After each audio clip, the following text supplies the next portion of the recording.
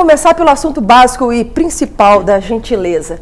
Gentileza é a coisa aprendida ou é uma coisa mesmo da pessoa? É do caráter dela, do comportamento dela natural? O que vocês pensam?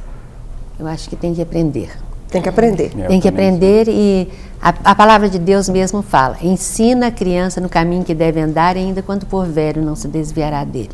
Então é um ensinamento, mesmo as gentilezas, eles vêm no dia a dia. O pai com a mãe, com os irmãos, com as pessoas que nos cercam. Então é um aprendizado. E aí, de repente, eu me deparo com alguma pessoa que a mãe se esforçou até para fazer o filho ficar gentil. E ele não ficou, ela até se esforçou e ensinou boas maneiras. Menino, foi assim que eu te ensinei, não? Eu te dei boas maneiras, eu te ensinei a ser educado, mas o menino insiste em agir de forma diferente. Como é que eu explico, então, se eu também concordo com a Helenita acerca da educação, que é algo aprendido. E aqueles que não querem comportar daquilo que eles aprenderam, no formato que eles aprenderam? Na verdade, eu acredito que é uma criação igual de filhos, onde você cria os filhos da mesma forma e todos têm temperamentos diferentes, têm uma forma de lidar com a situação diferente. Igual uma perda, que um filho sofre uma perda de um pai, por exemplo. Todos agem de formas diferentes, não da mesma forma. Na realidade, tem um certo impacto nessa questão da educação mesmo, é um processo. Né? Isso é a forma de você reeducar o ser humano hoje. É o que eles estão querendo com a gentileza urbana, na sociedade, né? Você transformar o mundo agora. Na verdade, começa lá no início de tudo para você mudar essa personalidade, esse jeito de agir da criança, onde que ela vai crescer com isso. Eu vejo muito na questão de, como a palavra de Deus fala, a questão de fazer discípulos, né? Como é que você faz discípulo hoje? Você faz discípulo a questão de andando junto, não é você ensinando, só falando, não. Ele vendo a performance, como é que você está desenvolvendo e aprendendo aquilo. Agora, essas pessoas que não estão... na realidade, eu acho que existe um transtorno aí, questão de individualismo e egoísmo.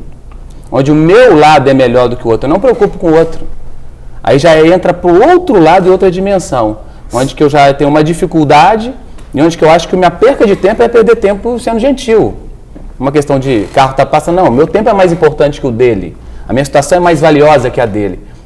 Eu acho que já entra outra questão nisso aí, onde que já entra o processo de crescimento dele, e onde que ele já passa a crescer com essas coisas do egoísmo, dessa questão de falta de tempo, onde que o meu tempo, igual eu estava falando com um amigo outro dia, eu gastei a tarde inteira com você, eu deixei de trabalhar, estava no meu trabalho, você não pode gastar 30 minutos comigo ali, eu não estou entendendo, peraí, você está entendendo? Para ele o tempo dele era mais valioso que o meu, não quer dizer que ele não cresceu aprendendo a situação, mas o ser humano ele vai crescendo, eu acho que a palavra de Deus diz que do coração procedem os maus desígnios, né? Prostituição, lascívia, cobiça e outras coisas mais.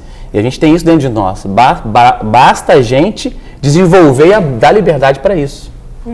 Então, na verdade, é uma correnteza muito grande, independente de você crescer na educação dessa forma, e tem aquele outro lado que te joga para desligar totalmente dessa gentileza, dessa... Adriana, igual a respeito você falou, a educação, a criação. Eu fui criado, a minha mãe, eu nunca vi a minha mãe falar muito obrigado, por favor, com licença.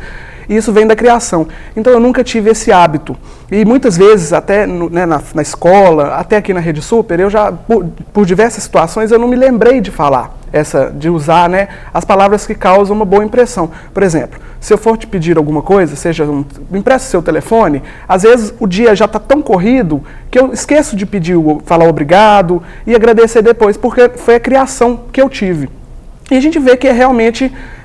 Pelo que a gente tem de base. Eu tenho uma sobrinha de 4 anos e ela já tem uma criação totalmente diferente. A minha irmã, meu cunhado, eles são muito educados, eles são super gentis e tudo que ela vai pedir, ela fala, por favor, obrigado. E às vezes eu não tenho esse hábito, mas eu procuro com ela ensinar também quando eu posso, quando eu tenho oportunidade, falar, Silvia, às vezes ela, tio, me dá um copo d'água, eu falo, Silvia, qual a palavra mágica? Se você não usar, eu não vou pegar. Por quê? Porque se ela crescer sendo ensinada a usar esse tipo de expressão, né, sendo mais educada, ela vai se tornar uma pessoa melhor e vai atrair ao lado dela pessoas que têm o mesmo tipo de educação. Ótima essa colocação. E Esther, eu gostaria que você falasse também como educadora, as professoras tendem a usar as palavrinhas mágicas para que as coisas aconteçam. Só que nós sabemos, no mundo adulto, em que não existe palavra mágica, né? Não tem nada que faça uma mágica e algo que transforme. Lógico que é querendo incutir a mente da criança de que aquilo é positivo e que vai gerar o que eu semeio eu vou colher. Se eu vou semear boas coisas, é provável que eu colha, não é garantido, mas é provável que eu colha coisas agradáveis. Onde é que entra essa conotação de palavra mágica e se a criança realmente tem esse entendimento e desmistifica isso com o passar do tempo?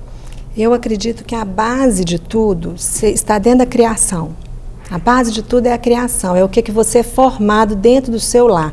Porque a escola, ela ajuda, ela não educa. Ela vai ajudar, ela vai contribuir, ela vai dar continuidade ao que a criança já está aprendendo dentro de casa. Agora, se uma criança vê uma menina, por exemplo, ela vê a mãe o tempo todo xingando seu pai, tendo maus hábitos dentro de casa, uma mãe estressada, uma mãe totalmente... Como que ela vai ser gentil lá fora? Ela não viu isso, ela não presenciou. Então, às vezes, chega na escola, no caso, eu tenho uma escola de dança, a gente vê a disciplina na dança, ela é fundamental. E aí você vê que a criança entra totalmente agitada. Aí, para que você, essa palavrinha mágica, que você possa colocar a criança para ela ter uma boa educação, fica muito difícil para a gente. Então, eu acredito que a base, tanto do menino quanto da menina, está dentro de casa, dentro do seu lar. Eu acho que nos tempos modernos hoje, essa questão da internet, a globalização, tudo isso contribui para a falta de gentileza, porque tudo tem que ser rápido. Então, o linguajar tem que ser rápido, a forma de conversar tem que ser muito rápida, então não existe mais, por favor, com licença, chegar e cumprimentar as pessoas pelo nome, não, oi galera, isso já é o suficiente. Então isso está se perdendo muito, mas a base, na minha opinião, vai ser formada dentro dos lares, pela família. E aí voltamos àquela questão em que o Cristiano comentou sobre essa pressa do mundo moderno e essa ausência dos pais dentro de casa e não considerando a repercussão disso na vida das crianças no futuro. Porque aquilo que eu deixo de ministrar na vida delas enquanto criança e incutir à mente delas aquilo que é valoroso, né, elas não vão reproduzir lá na frente. É o que o Rafael falou. Eu não aprendi, hoje eu tenho dificuldade no mercado de trabalho, porque eu falo assim, eu não preciso ser gentil, não, isso é gente fresco. Na realidade não é questão de ser gente fresco, é eu respeitar o outro, é eu me colocar às vezes dando suporte, considerando o outro como superior a mim. Essa palavra é difícil demais na Bíblia. Difícil demais eu considerar o cara superior a mim em todo o tempo, e não, você está com razão, você está certo, ou tudo bem, você tem a primazia na situação.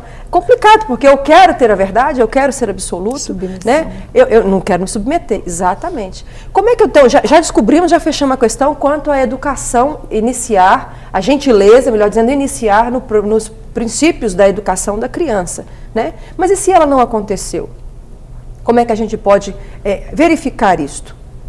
Vai lá, Rafael. Então, já que você não teve isso em casa, nesse sentido, né? Não que sua mãe não fosse uma pessoa gentil, mas que não usava as palavrinhas mágicas que a gente está acostumado a dizer delas. Minha mãe, ela é até gentil e tal, ela trata as pessoas muito bem, ela só tem essa ausência das palavras, o muito obrigado, com licença, né?